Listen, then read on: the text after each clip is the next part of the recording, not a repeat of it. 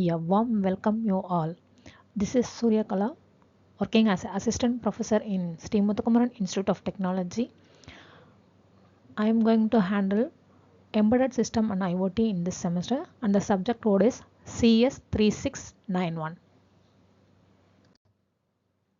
In this subject, there are 5 units. Unit 1 covers the topics of 8-bit microcontroller architecture, and Unit 2 covers embedded C programming, and Unit 3 is IoT and Arduino programming, and Unit 4 covers IoT communication and open platforms. Unit 5 is for application development. What are all the course outcomes? In embedded system and IoT, if you learn the first unit, you can know the knowledge about the architecture of the embedded processor. And Unit 2, the course outcome is how to write the embedded C programs. And Unit 3, you can design a simple embedded applications. And Unit 4, you can compare the communication models in IoT. And Unit 5, design IoT applications using Arduino, Raspberry Pi, and open platforms. In this video, I am going to tell a small introduction about the 8051 microcontroller. Before we go for microcontroller, you know about the microprocessor and why we need the microcontroller. Microprocessor is nothing but the modern computer. It combines the components and the functional of CPU in a single integrated circuit. Whereas in microcontroller, it incorporates all features of microprocessor and also added features in it. The ROM, RAM, parallel I/O, serial I/O, counters and clock circuits are inbuilt in the microcontroller. What are the advantages of microcontroller? The first advantage is the access time is smaller. Then hardware reduced due to you can design a simple microcomputer in a single chip.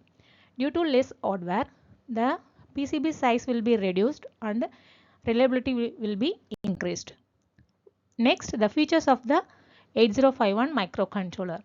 First is the program memory size is 4096 bytes and data memory is 128 bytes. You can have a 4 register banks and 128 software flags are designed for users. And external memory is of 64 kilobytes. The instruction cycle of the microcontroller is 1 microseconds. Next, you have a 32 I/O lines which are bidirectional and you have a 4 8-bit ports. You can access the microcontroller in multi-mode in programmable serial ports.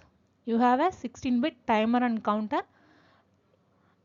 Next, the priority interrupts are used in 2 levels in this microcontroller. And next, you can use the addressability by direct bits and bytes. Next, you can use signed overflow deduction and parity computation. This is the block diagram of 8051 microcontroller. In this, we have a CPU, oscillator circuit, interrupt control, on-chip ROM, on-chip RAM, counters, serial port, and I/O ports, bus controllers.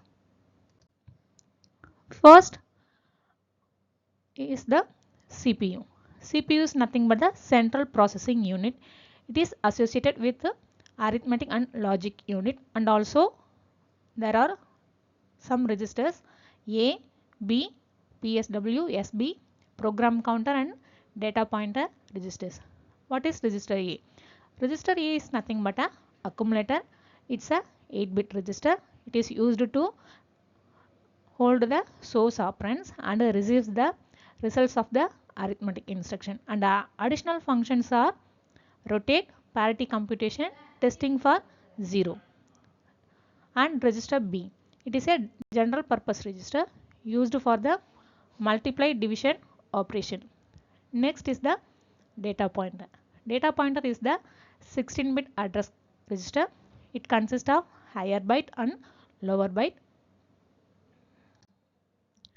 Next, flag bits and PSW register. This is the diagram of the processor status word. In this, we have carry flag. Carry flag is used to set when the 7th bit is overflow, and it is also used for the borrow flag in the subtraction operation. Next, we have a auxiliary carry flag. It is used to set when the bit 3 is overflow. Next, FO flag is used for the users for general purpose. And the last one is overflow flag. It is set when the signed number operation is too large. And also we have a parity flag. It is denoted by P. It is set when the number of ones are even and 0 the number of ones are odd. These are all the special function registers. First one is the accumulator, and the internal address of the accumulator is E0H, and B register internal address is F0H and DPH. It's a address external memory. Its address is 83H. DPL is the address external memory, and the address of the this pin is 82H, and internal interrupt enable controller address is 8H, and interrupt priority address is B8H, and we have 4 ports: port 0, port 1, port 2, port 3 likewise. Its address are 80H, 90H, A0B, A0H and B0H. We have a program control register. Its address is 87H, and program status word, and the address is D0H. We also have serial port controller 98H and serial port data buffer, and its address is 99H, and stack pointer, its address is 81H. We have a 4 timers: timer mode control and timer counter control. Timer mode control address is 89H, and timer counter control is 82H, and timer 0 and timer 1. Timer 0 is you have two registers. Timer 0 low byte, its address is 80AH. Next, timer 0 high byte, its address is 80H. Next, timer 1 low byte is 8BH, and time 1 high byte is the 8DH. Next, this is the pin diagram of the 8051 microcontroller. In this, we have 4 ports: port 0, port 1, port 2 and port 3. Port 0 starts from the pin number 2 to 39. It is used as the IO pins. It is also used as the multiplexed address and data buses. Port 1 is starting from the pin 1 to 8. It is used as IO pins. Next, port 2. It starts from the pin number 21 to 28, used to access the external memory. Next, port 3 starts from 10 to 17. It is all pins are used as the multifunctional. Next, we have a VCC and VSS. VCC means power supply, VSS is the ground connection. We have a power supply on pin 40 and ground on pin 20. We have a clock signal generators in pin 18 and pin 19, used to access external clock signals. ALE, address latch enable, pin 30. It is used to as a output pin active high. Next, in pin 9 we have a reset, used to reset the 8051 controller. Next, program store enable, pin 29. It is used to active the output control signals. Next, address external pins. It's a pin number 31. It is used to fetches the 000H to 00FFFH high programs. These are all the reference books.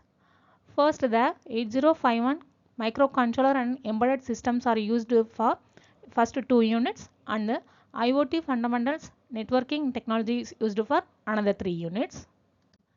Thank you.